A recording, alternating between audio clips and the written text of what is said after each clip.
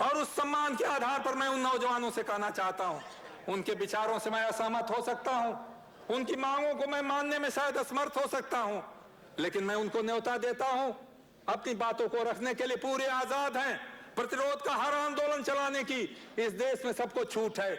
लेकिन दोस्तों याद रखो, जिस तरह मैं समझता हूं सरकार बंदूक की गोली पर लोगों की भावनाओं को नहीं बदल सकती, उसी तरह से देश के नौजवानों याद रखो, कोई भी सरकार जो बंदूक की गोली के सामने झुक जाएगी वो सरकार अपने कर्तव्य का निर्वाह नहीं कर सकती। हम गोली चलाने के खिलाफ हैं, चाहे गोली सरकारी पुलिस चलाए, चाहे गोली कोई और अति उत्साह में चलाए, मैं गोली के खिलाफ हूं। लेकिन ये भी याद रखिए कि आप भी सीमाओं का अतिक्रमण न करें, क्योंकि उन पुरानी बातों पर रोने वाला मैं आदमी नहीं हूं। मैं अतीत को भूल करके नए भविष्य को बनाने की बात सोचना चाहता हूं और वर्तमान की चुनौतियों का सहारा लेना चाहता हूं। पंजाब में चुनाव की बात थी, मैं समझता हूं उसमें कठिनाई है। मैं ये भी मानता हूं कि उसमें कुछ खतरे हो सकते हैं, लेकिन ये खतरे तो बराबर बने रहेंगे। जितने दिन टालते आप जाएंगे उतने ही खतरे बढ़ते जाएंगे। इसीलिए इसको टालने की कोशिश नहीं करनी चाहिए। जो खतरे हैं उनको सामना करना पड़ेगा, क्योंकि सरकार राज चलाने में हर समय कोई ऐसा नहीं है कि फूलों भरी राह होगी। कभी कभी कंटकाकीर्ण मार्ग भी होगा, कांटों से भी गुजरना होगा। जम्मू कश्मीर के सवाल पर भी चंद्रशेखर ने ताकत इस्तेमाल करने की जगह बातचीत और समझाने बुझाने से काम लेने की बात की। जम्मू और कश्मीर केवल कुछ जमीन के टुकड़े का सवाल नहीं है, इसके ऊपर हमारे राष्ट्रीय जीवन के मूल्य निर्भर करते हैं। धर्मनिरपेक्षता की जो बात हम कहते हैं उसका बहुत सीधा संबंध जम्मू और कश्मीर से है।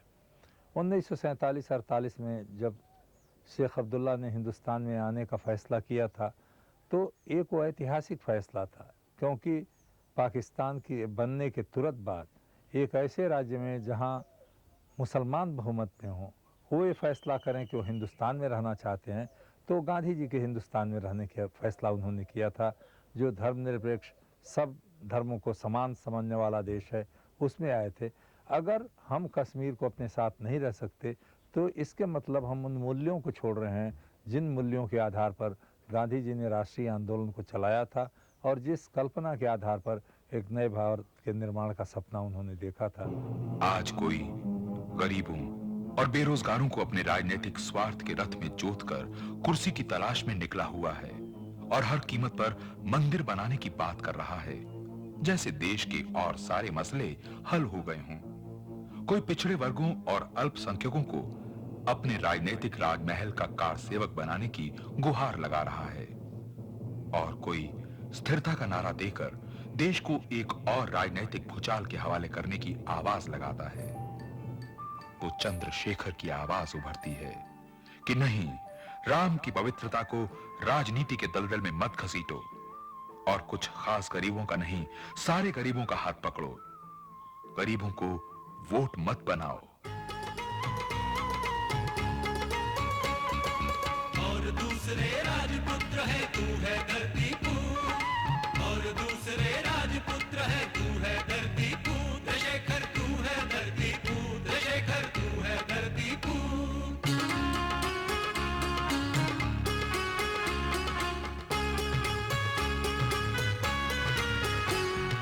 राजीव गांधी ने पहले तो जनता को दौड़ाया, फिर जनता ने मिलकर राजीव गांधी को दौड़ाया।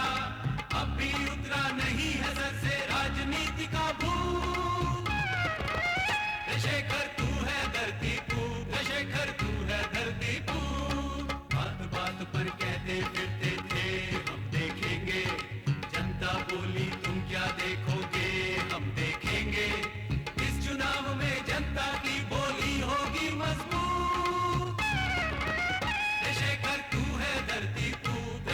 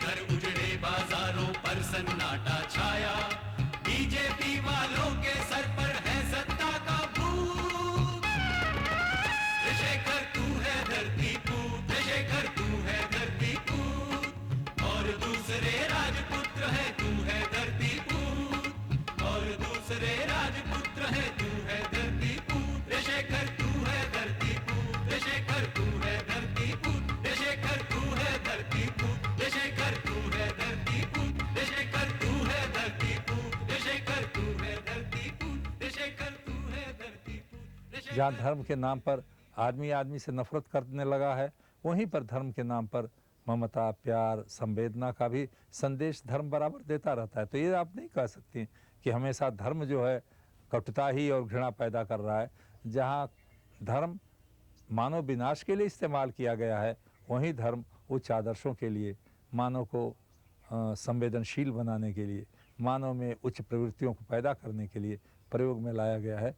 तो आज की हालत भी वैसी है कि जहाँ कुछ लोग धर्म को इस्तेमाल कर रहे हैं अपने राजनीतिक लाभ के लिए, वहीं पर कुछ लोग धर्म का इस्तेमाल कर रहे हैं मानव सेवा के लिए, भ्रातृत्व पैदा करने के लिए, विश्व शांति के लिए, लोगों में आपसी भाईचारा पैदा करने के लिए। आज हमारे पिछड़े वर्ग के लोग हैं, उनके अरमानों को दबाने की कोशिश करोगे, उससे समाज में तनाव पैदा होगा। आज पिछड़ों को उनका अधिकार देना होगा। हमारे बहुत से नौजवान जो अपने को अगले वर्गों के या उच्च जातियों के मानते हैं, आज उनमें भी गरीबी, बेबसी और लाचारी है। आज उनके दिल में भी पीड़ा है, वेदना है, दर्द है। उनके दर्द को भी हम इनकार नहीं कर सकते, नजरअंदाज नहीं कर सकते। इसीलिए हमने आज से नहीं बार बार कहा, एक समन्वित नीति बनानी होगी जिसमें हर गरीब की आवाज को हम अपनी आवाज समझ सकें, अपने दिल की धड़कन बना सकें। गरीबी गरीबी है, गरीबी किसी जात बिरादरी को नहीं जानती। गरीबी अभिशाप है, इस अभिशाप को मिलाने के लिए इस देश में एक नया कार्यक्रम बनाना पड़ेगा। तो जब पिछड़ी जातियां गरीब भी हैं, तो ये कहना उचित नहीं होगा कि जाति के नाम पर आरक्षण नहीं होना चाहिए, क्योंकि आरक्षण तो गरीबी के लिए होता है। तो जाति के आधार पर तो आरक्षण देना आज की परिस्थिति में जरूरी है, क्योंकि हमारे समाज की वास्तविकता है। लेकिन साथ ही ये बात भी नहीं भूलनी चाहिए कि जो अगली जात के लोग कहे जाते हैं या जो ऊंची जात के लोग कहे जाते हैं, उनमें भी बहुत गरीब हैं।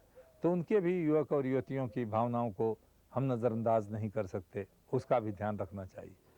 जो मंडल कमीशन था वो इस बात की ओर हमें संकेत देता था कि जो भी आर्थिक दृष्टि से पिछड़े हुए हैं और सामाजिक दृष्टि से पिछड़े हुए हैं, उनकी भावनाओं का, उनके जज्बातों का आदर करके उनको समाज में बराबरी के स्तर पर लाने के लिए विशेष सुविधाएं देनी चाहिए थी। तो हमारी जो आरक्षण की नीति होनी चाहिए थी, इन दोनों का समन्वय होना चाहिए था। अनावश्यक रूप से विवाद खड़ा करने की इस पर कोई आवश्यकता नहीं थी। देश के अंदर के मामले हों या दूसरे देशों से रिश्तों की बात, हर जगह चंद्रशेखर ने दोस्ती और सद्भावना को बढ़ावा देने का संदेश दिया है। पिछले सार्क सम्मेलन में उन्होंने साफ लफ्जों में कहा, हम पहली बार ऐसे सम्मेलन में आए हैं। मुझे कहते हुए इसका फख्र होता है कि मुझे ऐसा नहीं लगा कि कोई 7 देशों के लोग मिल रहे हैं। ऐसा लगा एक ही परिवार के लोग आपस में मिल करके अपनी बातों को सोच रहे हैं। एक बड़ी बात है, हमने शुरू में सम्मेलन के कहा था, हमारे बीच कोई मनमुटाव नहीं हो सकता। दुनिया के लोगों को मैं बहुत अदब के साथ चाहता हूँ कि सारी दुनिया की आबादी का 20% इस हिस्से में रहता है। मैं मानता हूँ हमारे पास साधन कम है, हमारे पास दौलत कम है, लेकिन हमारे लोगों के दिलों के जज्बात हैं, हमारे लोगों के मन का भरोसा है, और इसी भरोसे के बल पर हम नया मुस्तकबिल, नया भविष्य बनाना चाहते हैं। हमें सहयोग का रास्ता अपने पड़ोसी देशों से अपनाना होगा। दूर के देशों से हम कहते हैं हमें सहयोग चाहिए, लेकिन सहयोग एक समानता के आधार पर। अब हमारे देश में कुछ लोगों की एक ऐसी प्रवृत्ति हो गई है कि अगर हम कहीं से बाहर से मदद लेते हैं तो हमें कुछ घुटने टेकने पड़ते हैं, कुछ हम मजबूर हैं। ऐसी कोई मजबूरी नहीं है। 85 करोड़ के भारत देश की कोई उपेक्षा नहीं कर सकता। अगर हमें उनकी मदद चाहिए तो उन्हें भी कहीं ना कहीं हमारी मदद चाहिए। अगर हमारे मन का ये आत्मविश्वास हो तो उनके साथ हम ज़्यादा अच्छाई से और ज़्यादा समानता के आधार पर संबंध बना सकते हैं। हमने थोड़ी शुरुआत इस दिशा में ज़रूर की थी। मैं ये तो नहीं कहता बहुत सफलता मिली, लेकिन ज़रूर लोगों ने ये समझना शुरू किया था कि भारत एक ऐसा देश है, किसी छोटे देश को घुटने टेकने के लिए मजबूर नहीं करना चाहता, लेकिन किसी बड़े देश के सामने एक देश घुटने टेकने के लिए भी अपने को विवश नहीं मानता। हमारे पास क्या नहीं है? हमारे पास है उपजाऊ धरती। प्रकृति ने हमको सब कुछ दिया है। हर तरह का अनाज, फल फूल पैदा होता है। हर तरह की जलवायु हमारे देश में है। कोयला से लेके सोना तक हर तरह के खनिज पदार्थ, हर तरह के रत्न हमारी धरती में है। और सबसे बड़ी बात है कि हमारे देश में 85 करोड़ भाई बहनों की बाहों की ताकत है। अगर जो कुछ प्रकृति ने हमको दिया है और जो हमारे लोगों की जनशक्ति है, काम करने की ताकत है, अगर दोनों को जोड़ दिया जाए तो ये देश दुनिया का सबसे गतिमान, सबसे प्रगतिशील, सबसे विकासशील देश हो सकता है। भारत ऐसे देश में जहां 100 में 65 लोग अशिक्षित हैं, जहां सरकारी आंकड़ों के हिसाब से 35% लोग गरीबी की रेखा के नीचे हैं। ये आंकड़े इस आधार पर बने हैं कि रोटी दाल मिल जाए तो गरीबी की रेखा से आप ऊपर हो गए। तो उस हिसाब से, और जहां करोड़ों युवक और युवती बेकार हैं, जहां आज भी हरिजन और आदिवासी इज्जत की ज़िंदगी नहीं जी सकते, जहां करोड़ों हमारे अल्पमत के लोगों के मन में एक डर समाया हुआ, मैं नहीं कहता उचित है अनुचित है, लेकिन डर है उनके मन में, जहां बहुत से पिछड़े लोग हैं जो ये समझते हैं कि उनको समाज पूरा अवसर नहीं देता, वैसे, और उसके साथ साथ देश में आर्थिक कमजोरी माने साधनों की कमी है, पैसे कम है। अब हमारे पास सबसे बड़ी संपत्ति आदमी की ताकत है, मैन पावर जिसको कहते हैं।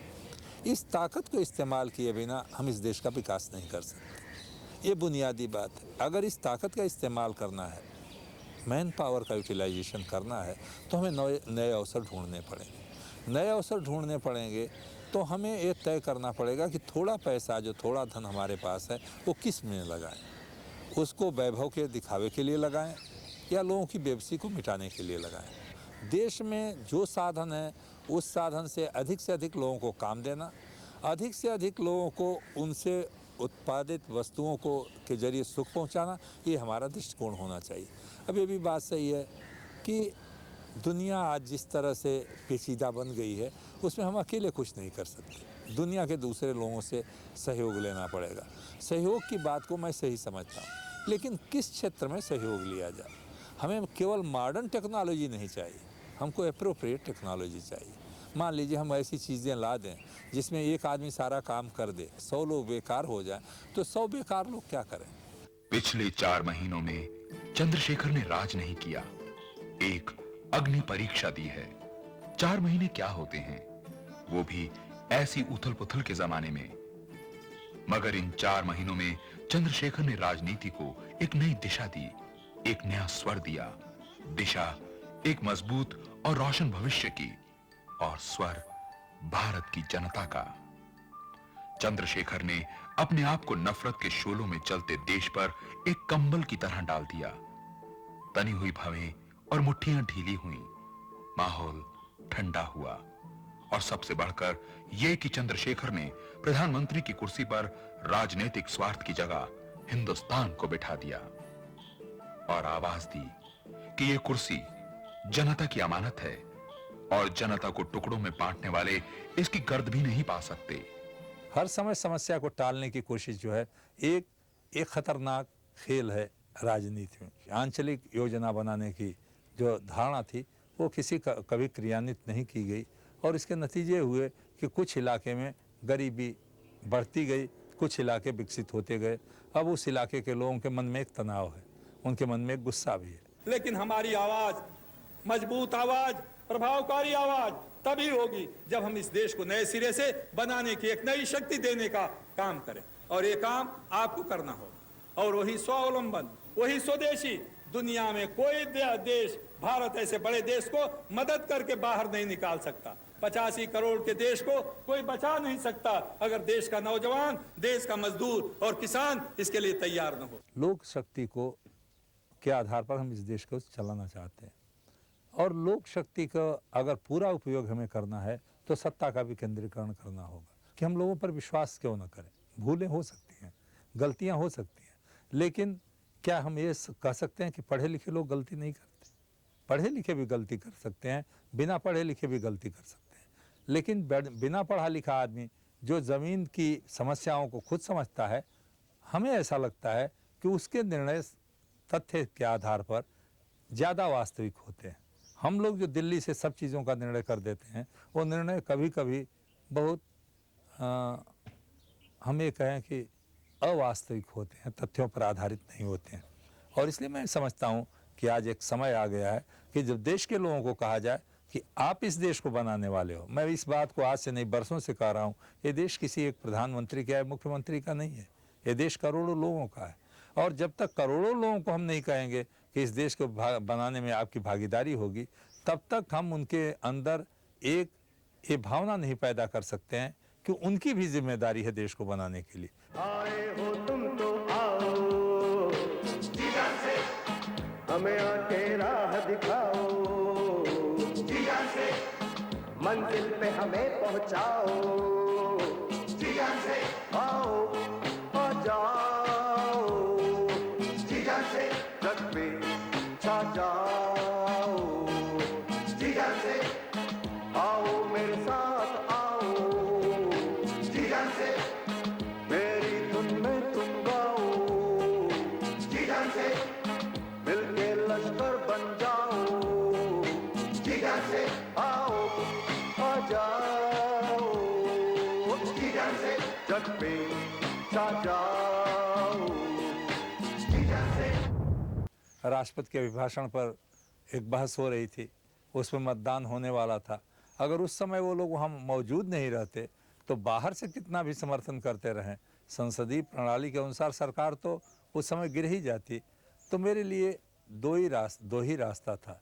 एक रास्ता तो ये था कि हम संसद में सरकार को पराजित होने देते, नतीजा वही होता जो हमारे त्यागपत्र देने से हुआ है, और दूसरे राष्ट्रपति महोदय अपने एक संवैधानिक जिम्मेदारी का पालन करते हैं और ऐसा माना जाता है कि उनका धन्यवाद प्रस्ताव संसद को में पारित ही होना चाहिए।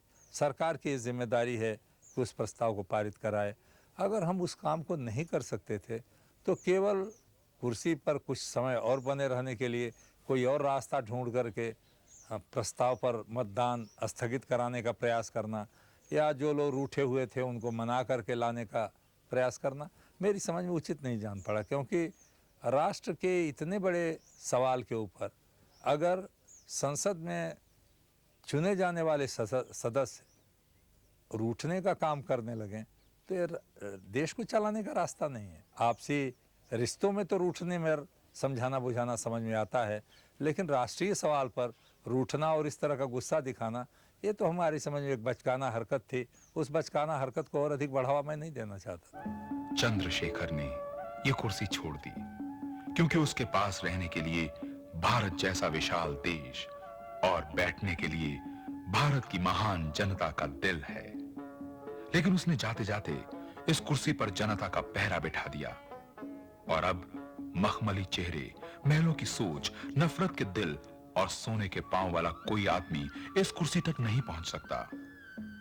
वहां वही पहुंचेगा जिसका चेहरा भारत की मिट्टी का, सोच भारत की मिट्टी की, दिल भारत की मिट्टी का और पांव भारत की मिट्टी के होंगे। जिनके होंठों पे हंसी, पांव में छाले होंगे, बस वही लोग तेरे चाहने वाले होंगे। तू है धरती पूत और दूसरे राजपुत्र है, तू है धरती पूत शेखर, तू है धरती पूत शेखर, तू है धरती पूत। भारत जैसा चेहरा तेरा, बातों में मिट्टी की बात, दिल में दीन दुखी की पीड़ा, आंखों में गहरा विश्वास, तेरी सोच हिमालय जैसी ऊंची और मजबूत। शेखर तू है धरती पूत, शेखर तू है धरती पूत। तो क्या आप किसी और नेता के हाथ में अपना हाथ दे सकते हैं, भरोसा कर सकते हैं?